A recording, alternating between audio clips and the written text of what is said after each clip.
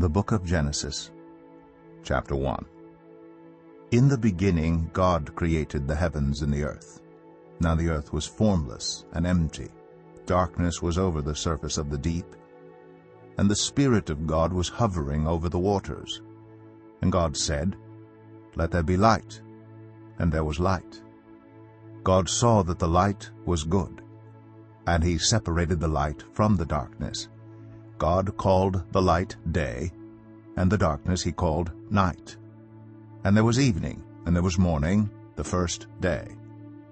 And God said, "Let there be a vault between the waters to separate water from water." So God made the vault, and separated the water under the vault from the water above it. And it was so. God called the vault sky. And there was evening, and there was morning, the second day. And God said, "Let the water under the sky be gathered to one place, and let dry ground appear." And it was so. God called the dry ground land, and the gathered waters he called seas. And God saw that it was good. Then God said, "Let the land produce vegetation, seed-bearing plants and trees on the land that bear fruit with seed in it according to their various kinds." And it was so. The land produced vegetation, plants bearing seed according to their kinds, and trees bearing fruit with seed in it according to their kinds. And God saw that it was good. And there was evening, and there was morning, the third day.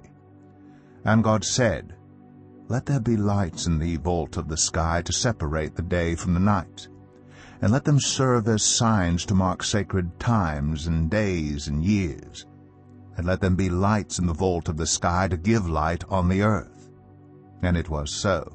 God made two great lights, the greater light to govern the day, and the lesser light to govern the night. He also made the stars. God set them in the vault of the sky to give light on the earth, to govern the day and the night, and to separate light from darkness. And God saw that it was good. And there was evening, and there was morning, the fourth day. And God said, "Let the water teem with living creatures, and let birds fly above the earth across the vault of the sky." So God created the great creatures of the sea and every living thing with which the water teems and that moves about in it, according to their kinds, and every winged bird according to its kind. And God saw that it was good. God blessed them and said, "Be fruitful, and increase in number, and fill the water in the seas, and let the birds increase on the earth." And there was evening, and there was morning, the fifth day. And God said, "Let the land produce living creatures, according to their kinds, the livestock, the creatures that move along the ground, and the wild animals, each according to its kind." And it was so. God made the wild animals according to their kinds, the livestock according to their kinds, and all the creatures that move along the ground according to their kinds. And God saw that it was good.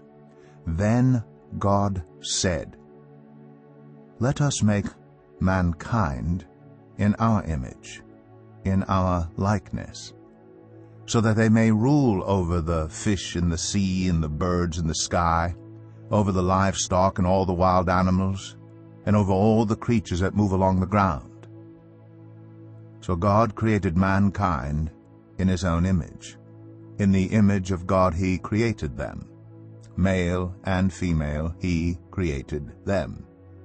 God blessed them and said to them, "Be fruitful and increase in number, fill the earth and subdue it, rule over the fish in the sea and the birds in the sky, and over every living creature that moves on the ground." Then God said, "I give you every seed-bearing plant on the face of the whole earth, and every tree that has fruit with seed in it. They will be yours for food.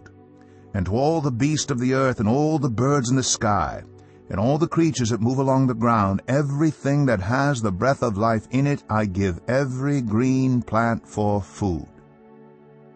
And it was so. God saw all that he had made, and it was very good.